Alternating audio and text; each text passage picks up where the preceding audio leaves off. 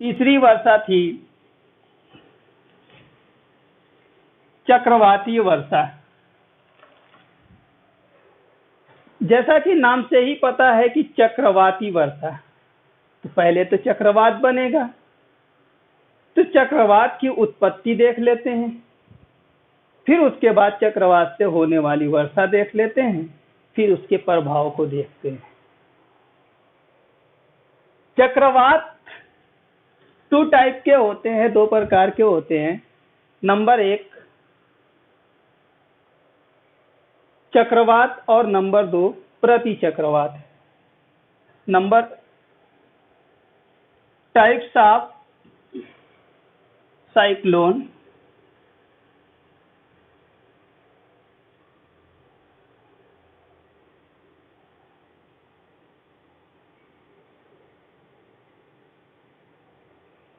और number 2 anti cyclone.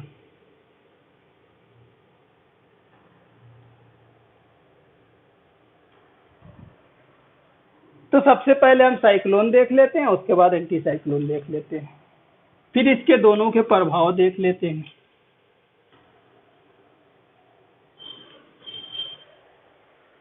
Cyclone, फिर हम अर्थ का फिगर बनाते हैं और यहाँ पे समझते हैं। ये इक्वेटर है, ये कर्क रेखा है और ये मकर रेखा है। 0 डिग्री 23.5 डिग्री नॉर्थ में जाने पर कर्क रेखा मिलेगी, 23.5 डिग्री साउथ में जाने पर मकर रेखा मिलेगी। इन दोनों रेखाओं के बीच के क्षेत्र को ध्यान दीजिएगा, इन दोनों बीच के क्षेत्र को उष्णकटिबंधीय प्रदेश या उष्णकटिबंधीय जलवायु कहा जाता है। तो जो चक्रवात की उत्पत्ति होगी वो इन्हीं क्षेत्रों में होगी।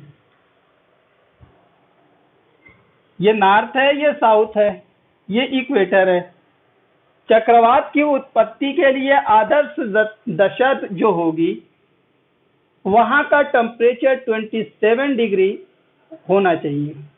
उससे कम अगर टेम्परेचर होगा चक्रवात की उत्पत्ति नहीं हो सकती है। ये सबसे पहला रीजन है चक्रवात की उत्पत्ति का।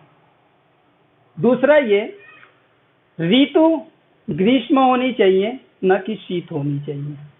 तीसरा, ये कि उन क्षेत्रों में महासागर का फैलाव होना चाहिए, क्योंकि स्थल खंड पर चक्रवात का बनना थोड़ा सा मुश्किल है, बट उसको भी चर्चा कर लेंगे कि स्थल खंड पे चक्रवात कैसे बनते हैं।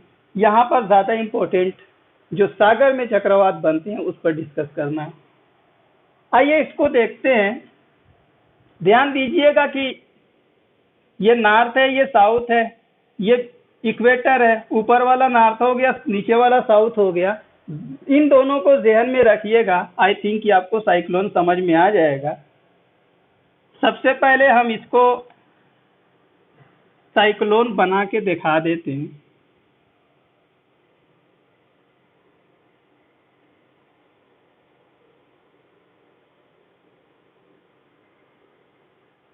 साइक्लोन हमेशा बीच में, जहां पर साइक्लोन की उत्पत्ति होगी वहां पर टेम्परेचर हाई होगा। टेम्परेचर का हाई होना, वायु दाब का कम होना, ये एक दूसरे के विपरीत दिशा में काम करती है। टेम्परेचर हाई होगा, वायु दाब कम होगा।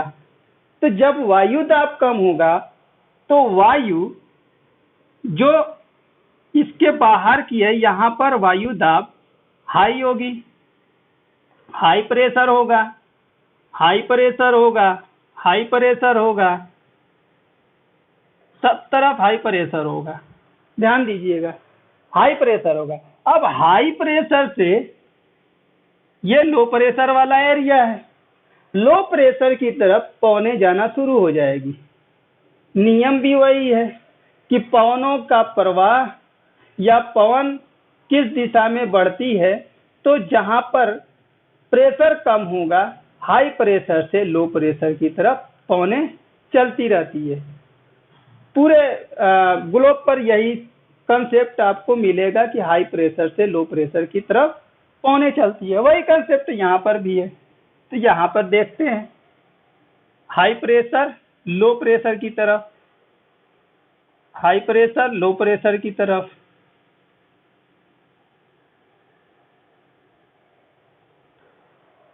इसको ध्यान दीजिएगा, क्वेश्चन इंपॉर्टेंट है, यहाँ से तैयार क्वेश्चन यहाँ से बनाया जा सकता है। ध्यान से फिगर देखिए, ऐसा लगता है कि ये एंटी क्लॉकवाइज घूम रहा है। ये जो चक्रवात की स्थिति है ये नॉर्थ हेमिस्फीयर का है। साउथ हेमिस्फीयर में कंसेप्ट वही हाई टेम्परेचर लो प्रेशर, तो बाहर वाला हाई प्रेशर, लेकिन इसके घूमने की दिशा बदल जाएगी और ये क्लॉकवाइज हो जाएगी।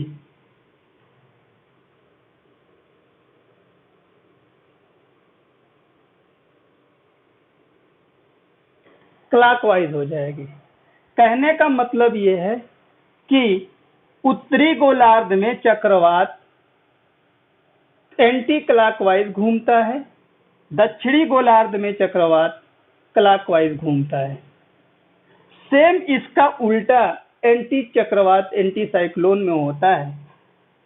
एंटी साइक्लोन में हम यहाँ पे फिर आपको वो भी दिखा दें।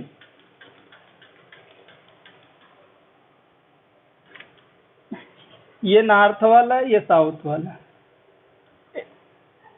जब हमने साइक्लोन में हाई टेम्परेचर लो प्रेशर का बेल्ट बनाया और हाई प्रेशर से लो प्रेशर की तरफ पवनें जाना शुरू हुई, तो एंटी साइक्लोन में इसका अपोजिट हो जाएगा। एंटी साइक्लोन में हाई प्रेशर बनेगा और लो टेम्परेचर बनेगा केंद्र में। और जब केंद्र में हाई प्रेशर हो गया, लो टेम्परेचर हो गया, तो अभी हमने यहाँ पे सीखा है कि हाई प्रेशर से हमेशा पवनें लो प्रेशर की तरफ चलती है। तो यहाँ जब हाई प्रेशर हो गया तो हाई प्रेशर से अब बाहर का एरिया जो है वो लो प्रेशर का है, तो हाई प्रेशर से लो प्रेशर की तरफ। लेकिन इसकी दिशा कैसी होगी? ये क्लॉकवाइज होगी।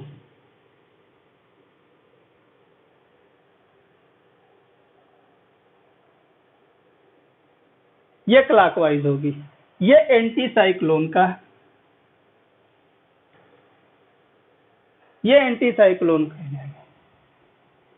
सेम इसका उल्टा साउथ हेमिस्फीयर में या दक्षिणी गोलार्ध में बनेगा। सबसे पहले एंटी साइक्लोन के लिए हाई प्रेशर केंद्र में होना जरूरी है, तो हाई प्रेशर बना देते हैं, लो टेम्परेचर बना देते हैं। क्योंकि high pressure low temperature, high temperature low pressure, ये दोनों क्रिया एक दूसरे के विपरीत दिशा में काम करती है। जहां जहां भी हाई प्रेशर होगा वहां वहां लो टेम्परेचर होगा, जहां लो टेम्परेचर होगा वहां हाई प्रेशर होगा। आइए अब ये high pressure low temperature, south hemisphere की मैं बात कर रहा हूँ, दक्षिणी गोलार्ध की मैं बात कर रहा हूँ। ध्यान दीजिएगा, ये दोनों उत्तरी गोलार्ध में, ये साइक्लोन है, ये एंटी साइक्लोन है, ये साइक्लोन है, ये एंटी साइक्लोन बन रहा है। इसकी जो दिशा होगी घूमने की वो एंटी क्लॉकवाइज होगी।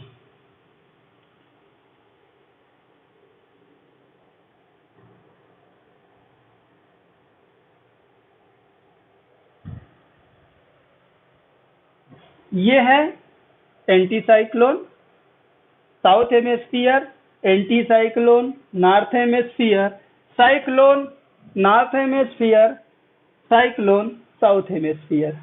ध्यान दीजिएगा।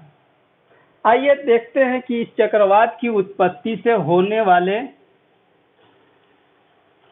प्रभाव।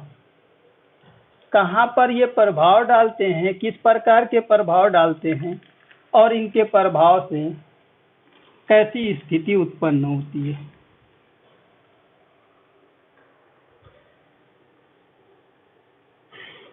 ये बे ऑफ बंगाल है,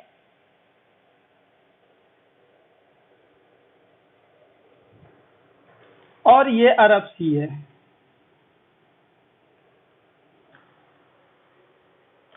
जब टेम्परेचर हाई होगा, 27 डिग्री टेम्परेचर का होना जरूरी है, मैंने बताया था।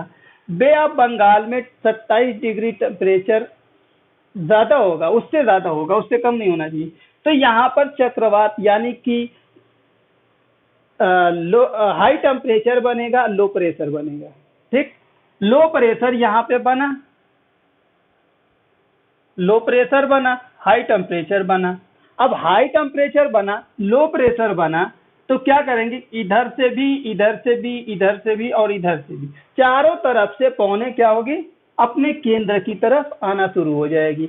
और जैसे ही केंद्र में आना शुरू हुई पौने, तो बीच में एक चक्रीय आकार ले लेगी, और जब ये चक्रीय आकार ले लेगी तो इसकी गति काफी तेज होती है, लगभग 160-170 किलोमीटर प्रति घंटे की रफ्तार से ये बढ़ती रहती है। लेकिन इसकी कंडीशन ये भी है कि ये चक्रवात जो शीतोष्ण कटिबंधीय चक्रवात कहलाते हैं, चाहे नॉर्थ हेमिस्फीयर के हों चाहे साउथ हेमिस्फीयर के हों, दोनों प्रकार के चक्रवात हमेशा पूरब से पश्चिम की दिशा में बढ़ते हैं, पूरब से पश्चिम की दिशा में बढ़ते हैं। और पूरब से पश्चिम की दिशा में जब बढ़ेंगे तो यहाँ पे मैंने बनाया है भारत को, देख लीजिएगा, हर जगह कंडीशन वही अप्लाई होगी।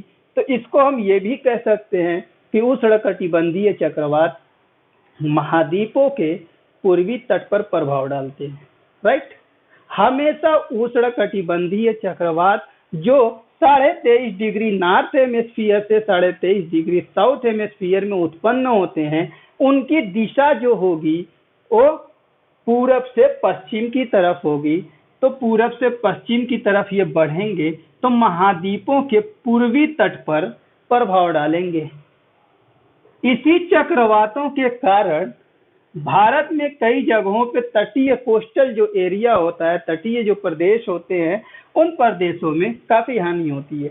अब कभी कभी ये चक्रवात अंदर भी घुस जाते हैं, आइए उसको भी देख लेते हैं।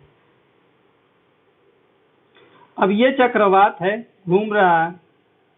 अब यहाँ पे हमने नदी को देखा, कावेरी नदी है, कृष्णा नदी है, गोदावरी नदी है, वगैरह वगैरह। तो जब ये चक्रवात नदियों के मुहाने पे पहुंचते हैं तो अंदर प्रवेश कर जाते हैं। जैसे अंदर प्रवेश किए, जहां जहां इनकी बढ़ते जाएंगे वहां वहां वर्षा कराते जाएंगे। सबसे पहले तो ये कोस्टल एरिया में वर्षा कराएंगे, दूसरा ये कि ये नदियों के मुहाने से अंदर प्रवेश करेंगे, वहां पर वर्षा कराएंगे।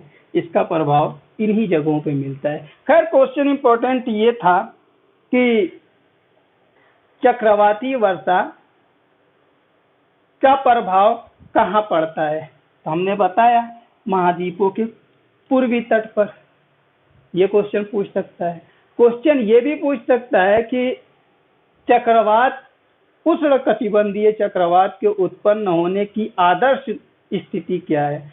तो मैंने बताया 27 डिग्री टेम्परेचर का होना, उससे कम नहीं होना चाहिए, ज्यादा होना चाहिए, और ग्रीष्म काल का होना और महासागर का विस्तार होना। उसके बाद आई थिंक कि अगला वीडियो में आपको जल के बारे में और बताऊंगा। और प्लीज़ वीडियो को लाइक करिए, खास तौर से हमारे जो कैमरामैन हैं आसिफ साहब, मैं उनके लिए बोल रहा हूँ, काफ़ी मेहनत बेचारे किए हैं। तो ये एक न्यूज़ चैनल के रिपोर्टर भी हैं और काफ़ी अच्छा इनकी जो रिपोर्टिंग भी होती है। तो मैं यही रिक्वेस्ट करूँगा कि विशेष रूप से उनके लिए लाइक ज़रूर करिए, सब्सक्राइब करिए। Thank you. क्या हुआ इसमें, तो मैं देखा